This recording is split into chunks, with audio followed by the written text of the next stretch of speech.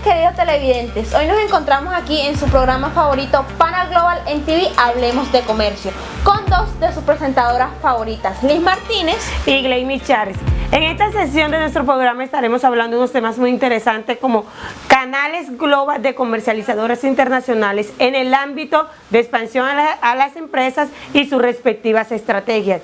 Es de anotar que deberíamos hablar de estos temas, ya que nos permite ver una visión global en los posicionamientos de las empresas. Para ello traemos a unos invitados especiales que van a hacer lo que profundicen acerca del tema. Así es, compañera, nuestros invitados especiales es el doctor Martín Elías, no el cantante, sino el especialista en coinversiones y alianzas estratégicas en expansiones a las empresas. Y por otro lado tenemos un invitado muy especial como es el doctor Julio César Guerra, analista global en subsidiaria de comercialización. Y también tenemos al gerente y empresario internacional Romario López, que es especialista en los consorcios de exportación. Y por otro lado a la empresaria y ejecutiva gerente de exportación en el programa de ProColombia y especialista en franquicia, Cintia Atencio. Debemos de resaltar que estamos en un mundo globalizado y por ende las empresas quieren estar a la vanguardia y para eso buscan un terreno internacional. Por eso es importante para ustedes y para nosotros conocer y saber las diferentes estrategias de internacionalización y comercialización. Para ello vamos a empezar con el tema de consorcios de exportación, donde el doctor Romario López tendrá la grata atención de brindarnos esa información. Así es, compañera Liz. Se han entendido por consorcios de exportaciones aquellas alianzas estratégicas entre 3 o más empresas.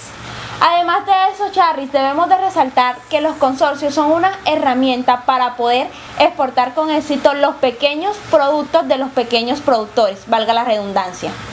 Así es. Doctor Romario López, ¿usted nos puede profundizar más sobre el tema de consorcios de exportaciones? Bueno, muchas gracias a todos. Respondiendo a tu pregunta, Gleimis, resulta que los consorcios son una alianza voluntaria que se da entre las empresas con el objetivo de promover lo que son los bienes y servicios de los miembros en el extranjero. De esta manera facilitar lo que es la exportación a través de acciones conjuntas. ¿Qué te quiero decir con todo esto? Que los consorcios de exportación lo que buscan es realizar sinergias entre los productores para que haya una correcta cooperación, ya sea en un mediano o largo plazo, buscando consigo lo que es la potencialización de las exportaciones y pues lógicamente con esto se consigue una mayor rentabilidad a nivel empresarial. Por otro lado, tenemos que los consorcios se caracterizan por agrupar, normalmente, no digo que todas las veces, pero regularmente lo que se hace es agrupar empresas que se especialicen en productos que se correlacionen, que se complementen entre sí. Es decir, Gleimis, tú tienes una empresa de calzado para damas, Liz tendría una empresa de calzado para niños, y aquí el doctor Martín podría tener una empresa de calzado para caballero. Se conforma un consorcio entre ustedes, entonces ven que sus productos se complementan entre sí. Es decir, yo al momento como consorcio, al momento de ofrecer su producto en un mercado internacional, podría llevarlo en manera conjunta, ¿sí me entiendes? Además podrían adicionarse empresas como productoras de plantillas, de cuero, que se correlacionan con lo que ya venimos trabajando. Además, tener en cuenta que otra de sus características es que los socios que se agrupan en el consorcio se comprometen con los demás miembros para que a la final no haya disyuntiva, no haya problemas. Bien. Así es, doctor Romario López. El tema de consorcio es muy importante y muy relevante. Entonces usted nos puede hablar un poco más de los problemas que tienen las empresas y cómo hacen los consorcios de exportaciones. Sí, claro, mira, lo que pasa es que muchas veces las empresas como las pymes tienen problemáticas a la hora de querer realizar exportaciones hacia diferentes mercados meta objetivo. En un ámbito internacional, claro. Entonces lo que pasa es que no cuentan con el conocimiento o la experiencia internacional o ya acción a tales problemas. Es decir, el consorcio se encargará de llevar a cabo lo que es la promoción, la venta como tal de los productos en diversos mercados meta objetivos. Esto para eliminar lo que son cierto tipo de riesgos y además disminuir lo que son los costos fijos o variables de cada empresa individualmente. Además se tomará la iniciativa de agrupar diversos productos desde las diversas empresas para así llevar una gama de producción a un mercado meta que satisfaga lo que son las exigencias del comprador extranjero. Ok, debido a las diferentes variables que se presentan, que son objeto de estudio para los acuerdos entre las empresas que deciden agruparse para exportar, existen diferentes tipos de consorcios y estos a su vez tienen diferentes criterios por los cuales se dividen, entre los cuales tenemos primero la ubicación de la sede del consorcio, segundo la actividad que realiza y por último el sector en que se encuentre la empresa. De acuerdo a esto, usted, doctor Romario, podría hacer énfasis en los diferentes tipos de consorcio según los criterios anteriormente mencionados. Sí, claro, Liz.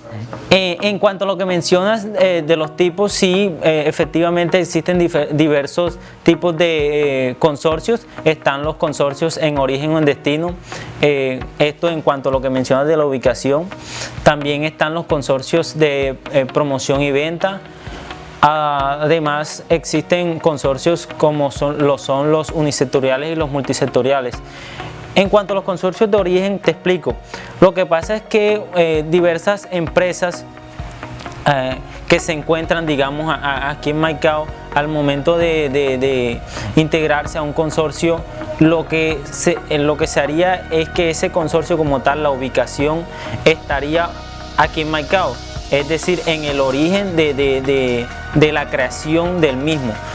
Por otro lado está el consorcio en destino, que este se daría en el lugar donde se desean exportar los productos o servicios de las empresas. Es decir, si las empresas desean exportar una gama de productos a Chile, entonces el consorcio como tal se ubicará en Chile. Por otro lado, los consorcios de promoción y venta se dedicarán exactamente a esto, como el nombre lo indica, se dedicarán a lo que es el marketing, la publicidad, la promoción, la venta como tal de los productos o servicios en un ámbito internacional, en los mercados que se destinen de esta manera a acarrear con lo que es las actividades de lo que te menciono, del marketing. Ya por último tenemos lo que son los consorcios unisectoriales y multisectoriales. Los multisectoriales son esos consorcios que agrupan en sí empresas de diversos sectores, y los unisectoriales ya serían totalmente lo contrario, agrupan o se componen de empresas de socios que pertenecen a un solo sector. Wow, qué interesante. Ya hemos hablado un poco más de las definiciones, las características y los tipos. Ahora, doctor Romario, ¿usted nos puede explicar más de los objetivos y las misiones de consorcio de exportaciones? Como objetivos, los consorcios tienen exportar de manera fácil, de manera factible, los productos que las empresas individualmente producen.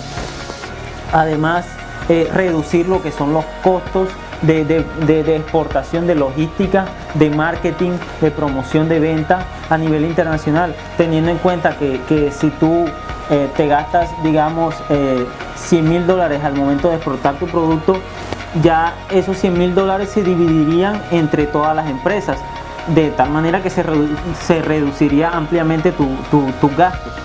¿Qué piensa usted, doctor Julio César? Para complementar la intervención de mi colega aquí presente, también es importante añadir la disminución de los costos de introducción que van a obtener los participantes del grupo exportador, que es muy necesario al momento de aclarar los objetivos. Le damos la bienvenida nuevamente al doctor Martín Elías González. Doctor Martín Elías, ¿usted nos puede hablar sobre un objetivo de consorcio de exportaciones? Cleimi, gracias por la invitación. En este contexto de los consorcios como herramienta para expandir las empresas, se tiene como objetivo fundamental incrementar el poder de negociación, por tanto, las compras de los insumos en mercados nacionales. ¿Esto con qué finalidad? Pues con la finalidad de obtener mejores condiciones de comercialización. Doctora Cintia, ¿qué nos puede aportar? Bueno, buenas noches, gracias por la invitación al programa, me place mucho estar aquí.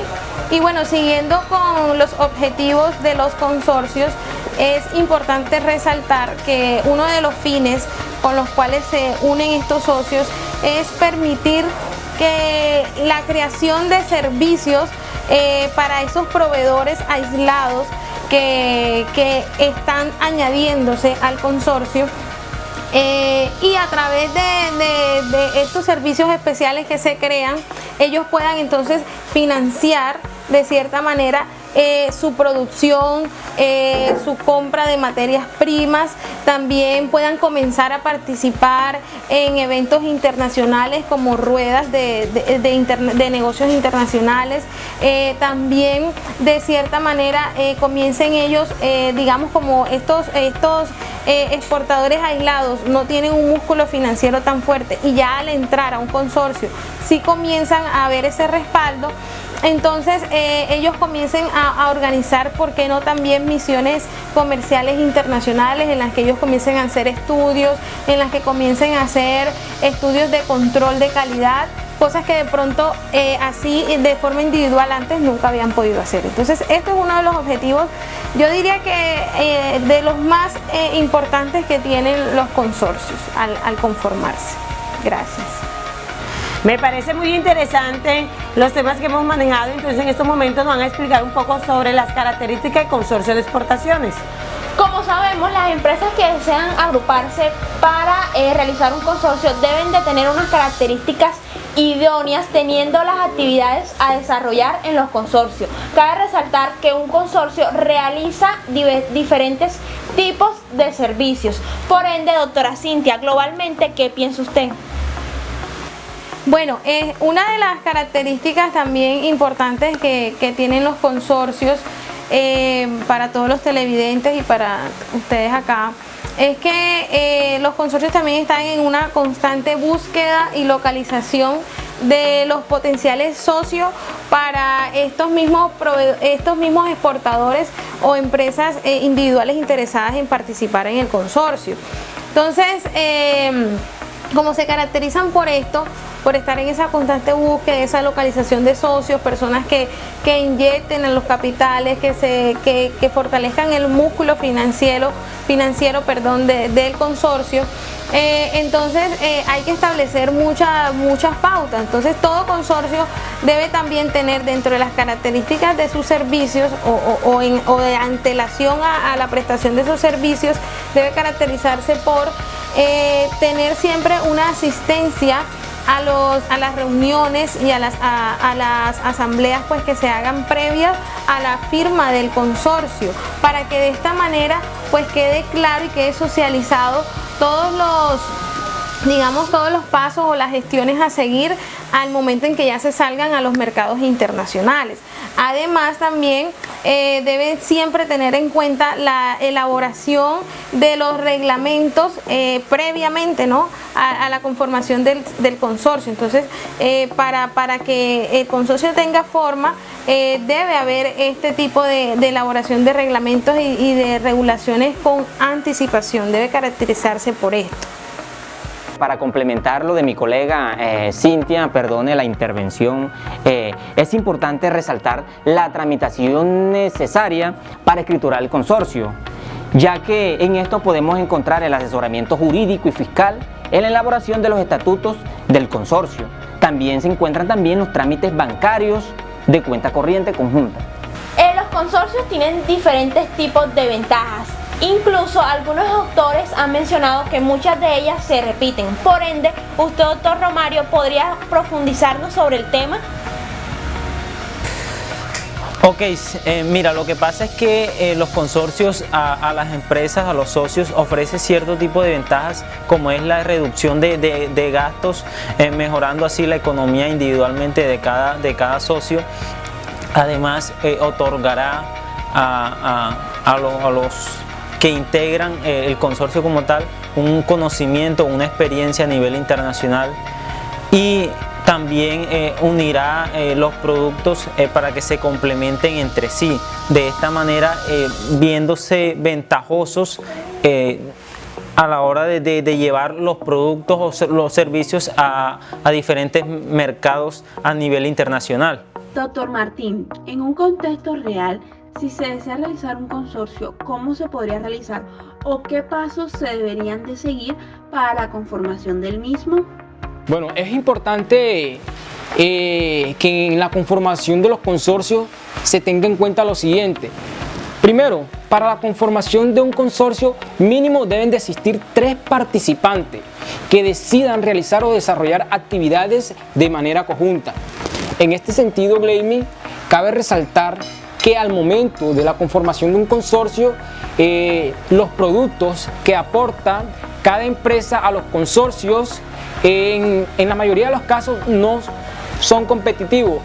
Aquí es importante resaltar algo, y es que cuando yo menciono que no son competitivos, lo que se busca es eliminar todo roce o conflicto entre los miembros participantes del consorcio. Asimismo, pues los consorcios prácticamente son fabricantes. En algunas ocasiones son empresas comercializadoras. En este sentido, también hay que tener en cuenta que se lleva a cabo lo que es la división del poder. Sabemos que al momento de conformar un consorcio, cada miembro tiene un voto en la toma de decisiones que es fundamental para el alcance del objetivo. Y en este orden de ideas, cabe resaltar por último que cuando se conforma un consorcio, la mayoría de las veces los conforman son las pymes, las pequeñas y medianas empresas. Ahora bien, doctor Romario, usted con amplia trayectoria en consorcio, ¿cómo se podría llegar al sostenimiento económico de un consorcio? Sí, claro, el consorcio como tal, para que tenga un sostenimiento económico, debe contar con una financiación. Pasa que esto se da normalmente por parte de los socios, miembros, y muchas veces también se da por instituciones externas a este, como pueden ser el gobierno, que muchas veces también subsidia recursos o conocimiento. También pueden ser patrocinadores que se consiguen en sociedades, pero normalmente, como te decía primero, lo que mantienen el consorcio como tal en cuanto a liquidez, en cuanto a economía, son los mismos socios que lo componen. Esto para que tenga un sostenimiento a lo largo de la sociedad como tal. Como toda estrategia de comercialización tiene inconvenientes. ¿Y esto a qué se debe? A que a pesar de que hacen un grupo para poder exportar, no saben exportar. Para esto se deben de tener claro diferentes ítems, como lo son tener una buena maquinaria pesada para poder realizar, o manufacturera, para poder realizar un buen producto que sea exportable, además de la capacidad de producción, porque recordemos que la demanda va a aumentar por el tipos de consumidores en el país receptor. Además, también tener claro las normas técnicas y ambientales que existen en aquel país receptor, y también las normas que están en el país, porque muchos productos necesitan de vistos buenos de diferentes entidades.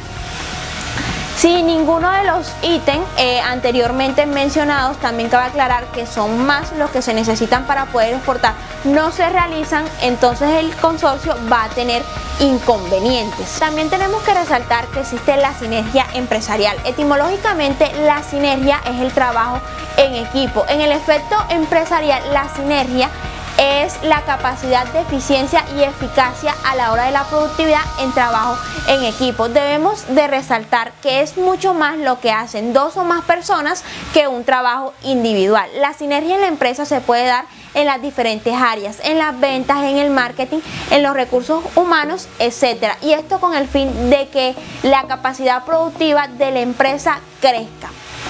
Esta también tiene unos ítems o ciertas características que se deben de cumplir para que esta pueda funcionar. Entre ellas tenemos una visión compartida, una información transparente, reconocer los logros o los éxitos que se hacen en trabajo de equipo, reuniones recíprocas, una comunicación constante.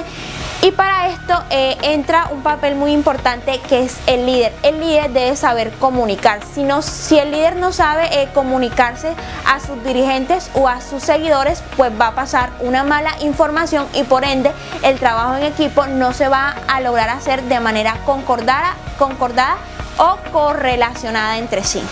Así es, compañera Liz. El tema de cooperativas de exportación han jugado un papel muy importante en el crecimiento y desarrollo en las empresas. En Colombia las cooperativas de exportaciones juegan un papel muy fundamental, ya que apoyan a las pequeñas y medianas empresas. Hay que resaltar que el 97% de las exportaciones al acceso al mercado extranjero son de servicio y el 7% de las exportaciones del sector primario. Por otro lado, también tenemos que descartar la licencia, que es otra forma de internacionalización. La licencia es el permiso que se le concede a un licenciante para que pueda otorgar los derechos, ya sea de una sociedad o una persona, con el fin de entregar beneficios. La licencia se puede dar mediante la adquisición de productos, servicios o también por otras figuras contractuales atípicas. Tiene sus categorías como lo son el contrato de cesión, los joint ventures y las franquicias, que son los que más se utilizan. Además de esto, este también tiene contrato por causa simple y contrato por causa compleja. En el contrato de causa simple se le entrega la titularidad de los derechos a la contraparte, y en el causa compleja se hace una pelea entre la distribución de quien va a mantener poder sobre el derecho que se desea entregar.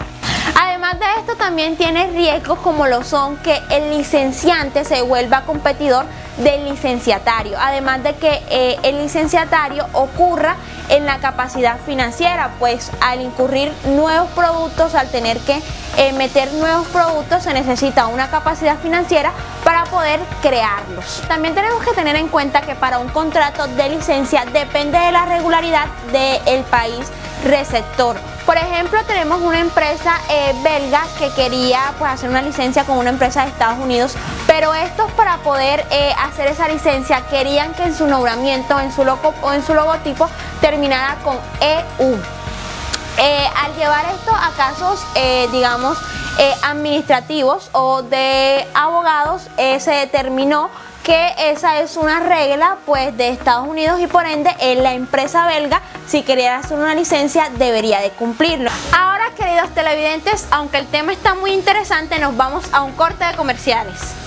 Cuando trabajamos para quienes buscan nuevos horizontes para sus productos, también trabajamos para los transportadores y todos los beneficiados de las exportaciones. Cuando trabajamos para que miles de turistas extranjeros vivan días inolvidables en nuestro país, también trabajamos para nuestros hoteleros y quienes viven de la industria del turismo. Y cuando trabajamos para que miles de inversionistas conozcan y confíen en nuestras posibilidades, también trabajamos para crear nuevos empleos y generar progreso, porque contribuimos al buen momento de Colombia. Avanzamos en pro de las exportaciones, en pro del turismo, en pro de la inversión, porque trabajamos en pro de la imagen de Colombia. Evolucionamos y hoy pasamos de ser pro export a ser pro Colombia.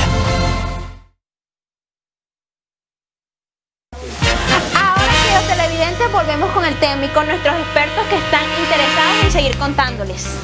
Doctor Martín, usted que es especialista en las nuevas tendencias de comercialización, estrategia y distribución a los mercados internacionales, ¿podría por favor profundizarnos sobre una nueva tendencia que es la coinversión? Ok, gracias Liz. Primeramente agradecerte por hacerme la extensiva invitación a tu programa Pana Global NTV. Bueno, la coinversión es un tema muy importante para abordar acá hoy día, y es que la coinversión ha sido uno de los pilares fundamentales para la expansión de la empresa. Bueno, entrando en materia, la coinversión es el acto mediante el cual dos o más empresas unen esfuerzos para llevar a cabo un proyecto de manera exitosa. Bien, en este sentido, la coinversión podemos encontrar dos tipos de coinversión. Por un lado está la operativa y por el otro la corporativa. En este sentido, la operativa es para un proyecto en específico y se lleva a término definido. En cuanto a la cooperativa, ya acá existen socios en el capital y es a término indefinido. Es muy importante resaltar acá que hoy día se está llevando mucho a cabo lo que es la coinversión corporativa, dado a que siempre en megaproyectos van a existir socios. Y es que en estos megaproyectos siempre deben de haber socios, porque son, como su palabra lo dice, son megaproyectos y requieren de socios capitalistas que puedan aportar gran capital. Bien, en este sentido y pues teniendo en cuenta la problemática o los inconvenientes que se pueden presentar en las coinversiones, las podemos englobar en ventajas o desventajas. Bien, en este sentido, pues las coinversiones permiten mejorar las relaciones con los gobiernos, los sindicatos laborales y las autoridades locales, como también permiten obtener una visión general del mercado como tal. En este sentido, es de resaltar que la coinversión además permiten obtener significativas ganancias.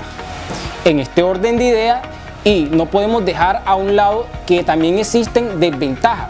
¿Cuáles son las desventajas? Es que la coinversión está pues sujeta a la interpretación y arbitrariedad sustancial. Asimismo, en las coinversiones podemos ver conflictos de intereses. Ejemplo de ello es cuando se realizan el reparto de utilidades, y es que surgen ahí socios que están inconformes con las ganancias que se reparten. Bien, por otro lado, y otro punto muy importante de resaltar y a tener en cuenta en la coinversión, es que la coinversión puede identificar un mercado meta, pero hay que hacer la salvedad. Uno de los miembros socios de la coinversión ya había estudiado previamente ese mercado. ¿Qué pasa? El socio de la coinversión entra en conflicto con su propia coinversión. Es decir, que hace parte de la coinversión, pero a la vez ya había estudiado anteriormente ese mercado que la coinversión se focalizó. Bien, en este sentido, en la coinversión se pueden presentar unos contras y unos pros. Bien, como punto a favor de la coinversión, como punto positivo, en la coinversión no hay límites de rendimiento, por lo cual existen significativas ganancias que van desde el 17 y el 25% anualizado. Bien, asimismo, como punto negativo a la coinversión, podemos decir lo siguiente: es que las coinversiones representan un acto, como ya lo había dicho, un acto mediante el cual dos o más empresas llevan a cabo un proyecto de manera conjunta.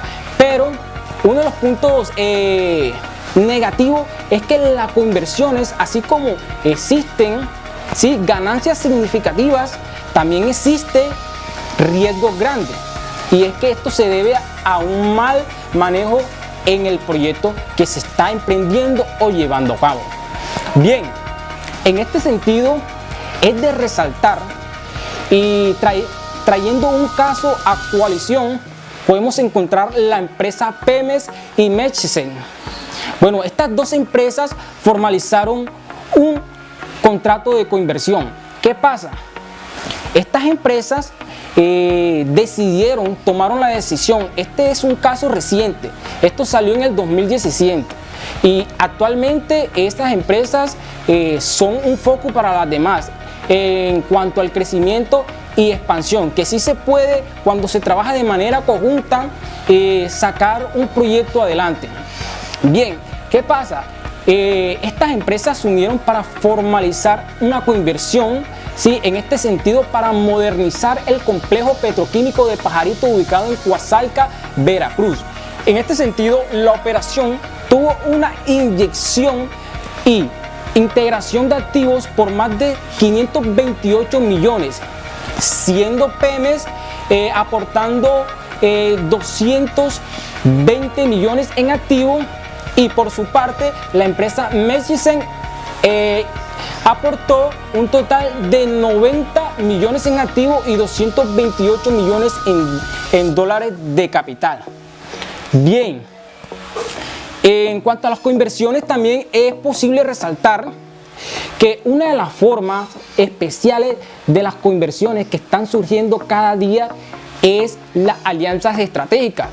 Las alianzas estratégicas hoy día en el terreno del comercio internacional es muy importante. ¿Por qué? Debemos recordar que las empresas hoy día buscan expandirse. ¿Para qué? Con la final de tener una capacidad exportadora de sus productos. Pero ¿qué pasa? En los mercados internacionales nos vamos a encontrar con problemas, dificultades, obstáculos. ¿Y qué pasa ahí? Es allí donde las empresas deciden aliarse con otras para que la entrada a ese mercado se le haga más fácil. Bien, entrando en contexto, una de las formas especial, sí, de las conversiones, como lo había dicho, son las alianzas estratégicas. En este sentido, las conversiones surgen por la necesidad de realizar proyectos de manera conjunta. Bien, en este orden de ideas, como finalidad de la conversión es tener un entorno general del mercado, proporcionar una capacidad crítica, una visión amplia en el mercado tecnológico y los cambios que se producen en el terreno global. Ahora bien, también tenemos que tener en cuenta que para un contrato de licencia no existe generalmente un paso a paso, depende de las reglas del país receptor, porque por ejemplo una empresa belga quería incursionar o hacer una licencia con Estados Unidos, pero ¿qué pasa? Ellos, para poder aceptarle esa licencia, su logotipo, su marca tenía que terminar en EU. Al llevar esto a casos administrativos o de abogados, se determinó que pues este es uno de los reglamentos de administración que tiene Estados Unidos, por ende la empresa belga debería de aceptar esa condición para poder hacer la licencia. Sin embargo, como todo contrato, también pues tiene compraventa, se hace únicamente entre dos partes. Por otro lado, también debemos de destacar los contratos administrativos, que son contratos mediante los cuales una empresa internacional exporta sus servicios generales sobre determinados negocios a una empresa local a cambio de ciertos honorarios, y esta modalidad permite que la empresa pueda tener transferencia de conocimientos, saber hacer.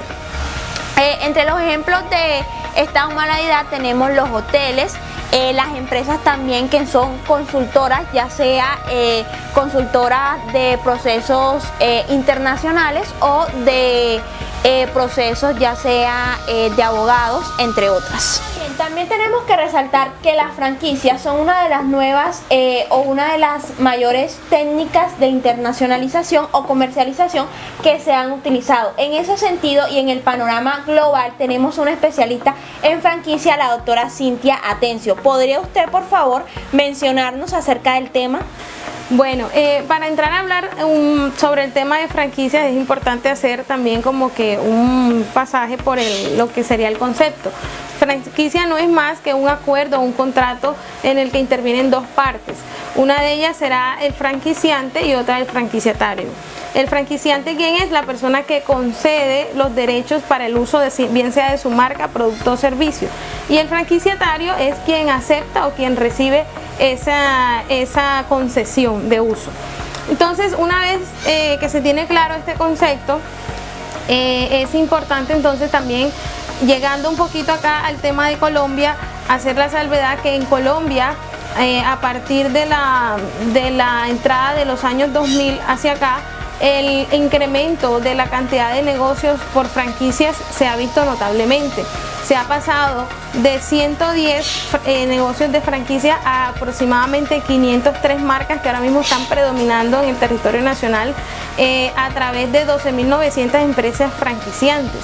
Entonces son cifras que vemos que han ido en aumento de acuerdo a datos a 2017 que se toman de la sección de emprendimiento de la revista Dinero, una de las más importantes pues del país. Entonces teniendo en cuenta que las franquicias es una de las modalidades de entrar a mercados internacionales que actualmente está repuntando no solo en Colombia, sino en los mercados internacionales, se hace importante ver y que nuestros televidentes sepan cuáles son los tipos de franquicias que existen.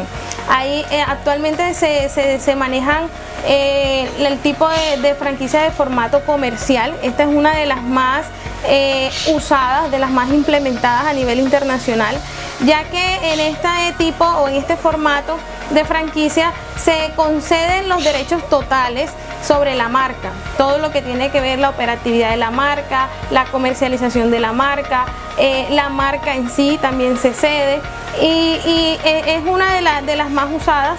Uno de los ejemplos de este tipo de formato comercial en Colombia, por ejemplo, podría ser los gimnasios Bodytech. Ellos ceden su marca completa, con el tipo de operación, con el tipo de comercialización que se da, publicidad, todo lo ceden de manera completa. También vemos que se está manejando mucho la franquicia de formato industrial. En este tipo de franquicia lo que se hace es que el franquiciante él produce y se encarga de darle forma a su producto. El franquiciatario simplemente pues toma el producto y lo comercializa. Un ejemplo de esto es Coca-Cola.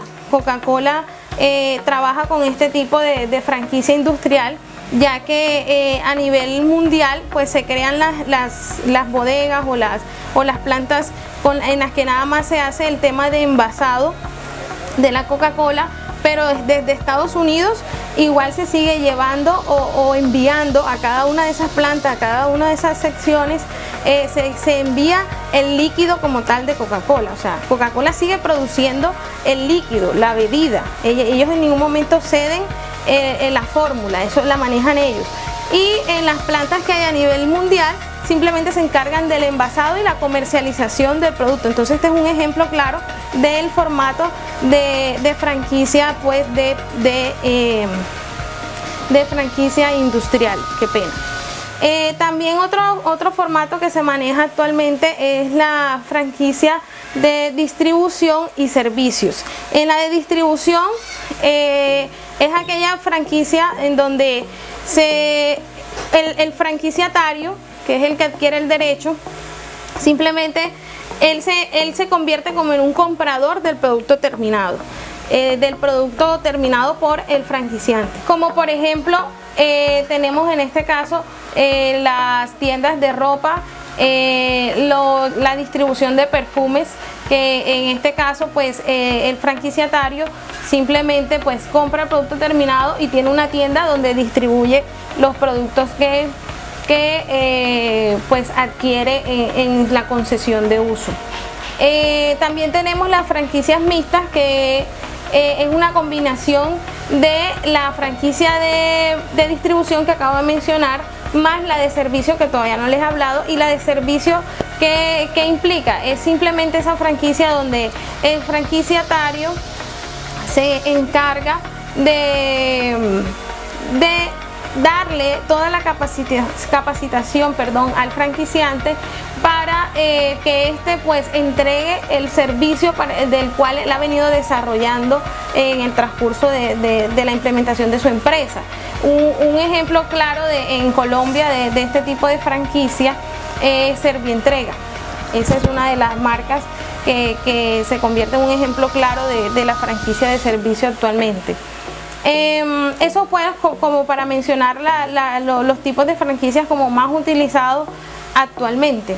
Hay muchos más en los que se podrían ahondar, pero estos son como los más manejados a nivel internacional a la fecha.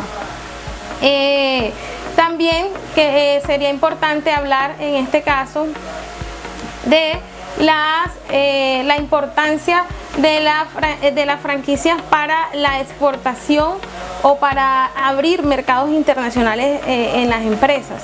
Sabemos que este es un modelo de expansión que se ha venido usando con mucha fuerza de un tiempo para acá, y cabe resaltar que aunque es muy usado, pues debe ser usado con mucha cautela. O sea, debe hacerse un estudio previo para yo ser un franquiciante. Debo entonces comenzar a estudiar cuáles son mis mercados o mis países mercados a los que yo quiero incursionar.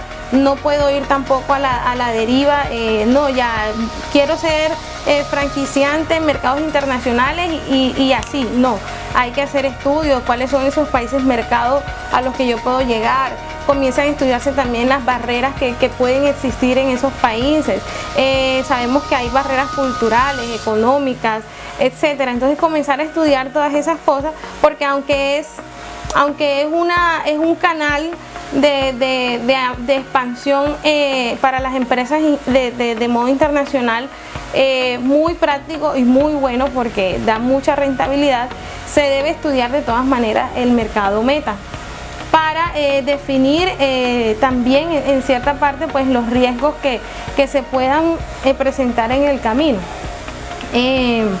También es importante mencionar de las franquicias, que en franquicias, como es un contrato en el que se ceden los derechos de uso, bien sea de mi marca, de mi producto, de mi servicio, se debe tener en cuenta que para que el negocio funcione bien y para minimizar los errores en la producción o en la entrega de ese servicio, deben haber unos manuales y unos procesos de inducción para que al momento de yo entregar o yo ceder mi marca, esto se convierte en parte o en una pieza fundamental a la hora de yo pretender vender mi marca o cederla para el uso, ya que si yo he estandarizado mi modelo de producción o mi entrega de un servicio de cierta manera para que esto siga siendo exitoso en campos internacionales, pues yo debo mirar, supervisar y a través de los manuales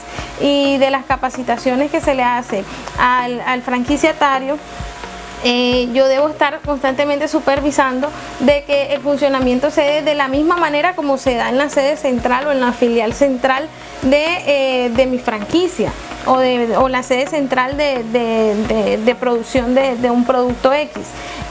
Uno de los ejemplos claros de manuales para de pronto dejarle claro a nuestros televidentes el tema de los manuales, cómo funcionan y para qué se hacen, es el tema, se puede abordar con el ejemplo de McDonald's. McDonald's es una de las franquicias que a nivel internacional es más importante, por decirlo así, y de las más costosas que existen. Entonces, si yo quiero ser un franquiciatario de McDonald's, ¿qué sucede? Entonces yo pago los derechos para acceder a esta franquicia, pero McDonald's se toma el tiempo de estudiarme a mí como franquiciatario. Entro a un periodo de capacitación, que ya eso está establecido en sus manuales, hay unos tiempos para eso, entro a unas evaluaciones, miran que se tenga unos montos económicos en los ingresos de la persona o de la compañía o de los socios que quieran comprar esta franquicia, que oscila entre los $500,000. O sea, una persona que tenga en sus ingresos menos de $500,000 no va a poder montar una franquicia de McDonald's. Entonces se entran a ver todo ese tipo de exigencias y ese tipo, digamos, de pautas que ya están en los manuales, que ya están allí en los itinerarios de capacitaciones, y más allá de que ya yo haya pagado los derechos porque yo quiero trabajar con esa franquicia, si en el camino, que para McDonald's son 12 meses, ellos se toman de 12 a 18 meses para estudiar todas las características o para ver si el franquiciatario que quiere adquirir esta franquicia, valga la redundancia, está apto para montar una tienda de McDonald's. Y si pasado ese tiempo yo no cumplo con esos requisitos, más allá de que ya haya pagado los derechos, pues simplemente no voy a acceder a la franquicia, más allá que los haya pagado y que haya estado en el proceso de capacitación, que me haya leído los manuales y todos los demás. Si hay algo en lo que ellos se dan cuenta que no cumplo, simplemente entonces no me dan la franquicia. Entonces, para esto sirven los manuales, para estandarizar, para ver que todo esté funcionando como yo, que soy el dueño de la franquicia, considero y en el desarrollo de mi negocio sé que debe darse de cierta manera. Y pues hay 4 tipos de manuales. Está el manual de inducción, está el manual de operatividad, está el manual de comercialización y están los manuales también de imagen y proyección, porque también es importante que se maneje la misma imagen en todos los negocios de mi franquicia, el mismo color, la misma vestimenta para los que van a atender, la misma manera de atender, el mismo saludo. Entonces, a través de estos manuales lo que se busca es esto, una estandarización y una mejora continua en la prestación de los servicios, bien sea desde la sede principal como también en cualquiera de las sedes que haya a nivel mundial de la marca o del producto o servicio. Entonces, muchas gracias. Por último, y no menos importantes, debemos de resaltar la inversión extranjera directa, que ha sido uno de los pilares fundamentales para el crecimiento económico de una sociedad o estado. Por ende, hoy nos encontramos con un especialista en este tema, el doctor Martín Elías Díaz González, el cual nos va a profundizar sobre este tema que es de gran importancia para el crecimiento económico. Gracias nuevamente, Liz. Retomando uno de los temas pilares que hoy día tiene gran relevancia es el tema de la inversión extranjera directa, y es que estos son uno de los temas muy importantes hoy día como crecimiento en la economía de la sociedad. Fíjate, Liz, que todo este tema de la inversión extranjera directa ha tenido un auge en las economías de los países. ¿Qué pasa? Que bueno, si entramos en contexto, bueno, antes de comenzar con la inversión extranjera directa, Liz, es claro que la inversión extranjera directa hace referencia a la colocación de recursos, ¿sí?, fuera de tu país de origen, ¿cierto? Bueno, Liz, ya entendiendo esto, tenemos que saber que remontarnos atrás a los antecedentes, enfocarnos específicamente acá en Colombia. ¿Cómo está la inversión extranjera en Colombia? Bueno, Liz, como podemos ver anteriormente, Colombia era un país netamente proteccionista, ¿sí? Un país proteccionista, el cual esa política proteccionista rigió en el intercambio comercial entre los países. Bien, ¿qué pasaba con esa política proteccionista? Como su nombre lo indica, tenía un proteccionismo, un obstáculo, no se visionaba al exterior, sino es que estaba encerrada, ¿sí? ¿Qué pasa? Que con esta política proteccionista, los productos, el mercado nacional estaba saturado de productos, ¿sí?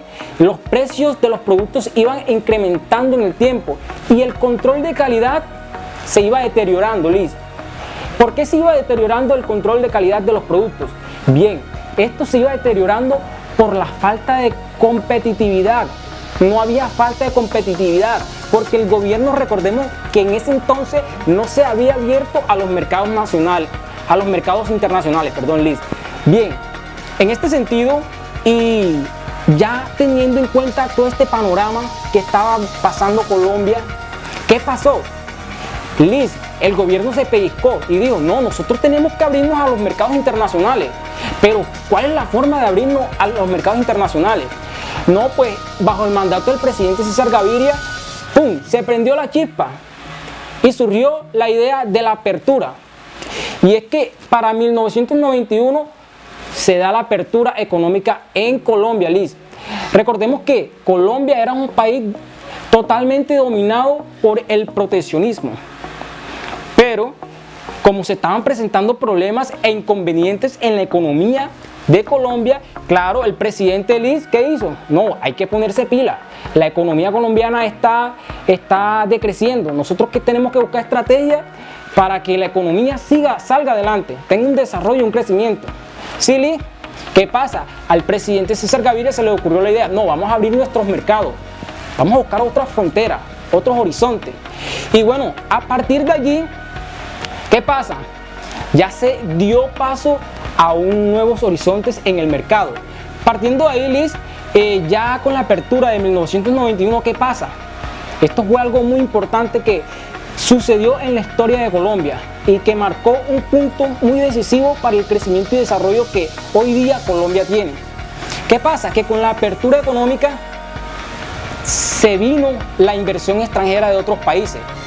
¿Y qué proporcionó la inversión extranjera a Colombia? Pues esto proporcionó múltiples beneficios. Primero, incrementó el crecimiento económico. Segundo, Liz, las múltiples ventajas o beneficios que proporcionó la inversión directa en Colombia. Generó empleo. Asimismo, indujo a un desarrollo tecnológico, ¿sí? Se produjo una productividad y eficiencia en la economía, ¿sí? Mediante las transferencias tecnológicas. Y otro punto muy importante, Liz, es que con la apertura de 1991, ¿qué pasó? Bueno, como te lo había comentado anteriormente, Liz, los productos, cuando Colombia estaba regido por el proteccionismo, ¿qué pasó? Los precios de los productos aumentaban. Pero ya con la apertura, Liz, del 1991 y con la inversión extranjera directa que entró a Colombia, ¿qué pasó, Liz? Los productos se le brindó mayor oportunidad de compra a los consumidores y a bajos precios y muy competitivos. ¿Qué pasa? Bueno, en este entonces, si hablamos de la factibilidad de la inversión extranjera para las pymes, muchos se preguntarán, oye, ¿será viable la inversión extranjera para las pymes, Liz? Muchos se hacen esa pregunta. ¿Por qué? Porque por lo general la inversión extranjera, cuando escuchamos inversión extranjera, nos vamos a transaccionales, multinacionales. Pero ahora surge la idea, ¿será que la inversión extranjera directa tendrá un impacto positivo o negativo en las pymes? Déjame decirte, Liz, que la inversión extranjera directa hoy día ha jugado un rol muy importante en las pymes, y es que siendo la inversión extranjera como pilar de crecimiento en la sociedad, ha influenciado en las pymes, permitiéndoles a estas ser más competitivas en el entorno global, en el mercado global. ¿Sí? Bien, en este sentido, de acuerdo a la CEPAL, en un informe que se hizo, en América Latina recibió 102.951 millones en inversión, y esto presentado durante el primer trimestre del 2013. Ahora bien, una compilación, ¿sí?, de la Cooperación Interamericana de Inversiones, Liz, hizo un estudio, y según ese estudio, Liz, reveló que a las pymes le sirve y le conviene mucho lo que es la inversión extranjera directa. ¿Por qué, Liz, le conviene la inversión y es un vehículo factible para las pymes? Primero que todo, Liz, déjame decirte que es un vehículo factible para las pymes. ¿Por qué? Porque les ayuda a mejorar su capacidad de talento humano empresarial. Asimismo, les permite un panorama general, le accede a esas transferencias tecnológicas, ¿sí?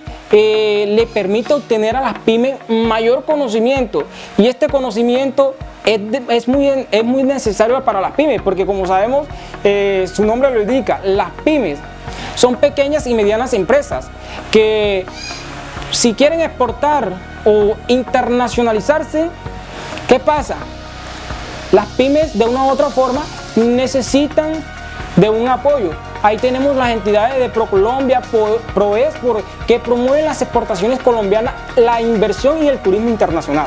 Bien, teniendo en cuenta estas entidades, Liz, podemos decir ya a manera general y a manera de conclusión que La inversión extranjera directa ha sido el focus que ha permitido el desarrollo y crecimiento de las pymes hoy día, dándole esa oportunidad de expandirse a mercados internacionales con la finalidad de obtener conocimiento, tener la capacidad de exportar, ¿sí? Ganar experiencia en el terreno, en la arena internacional. Bien, en este sentido y por su parte, ya aterrizando a lo que en sí engloba la inversión extranjera directa y enfocándonos ya en la parte de una comercialización a un enfoque de producción, las empresas hoy día pues se enfocan mucho en la comercialización, pero sabemos que la inversión extranjera directa inyecta capital, ¿cierto?, a una comercializadora, pero si no se inyecta capital no hay producción.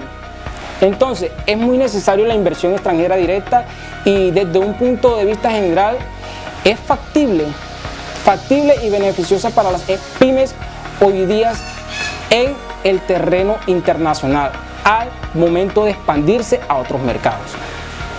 A todos nuestros televidentes, feliz noche y no olviden por favor seguir con nuestra sintonía en el canal. Chao.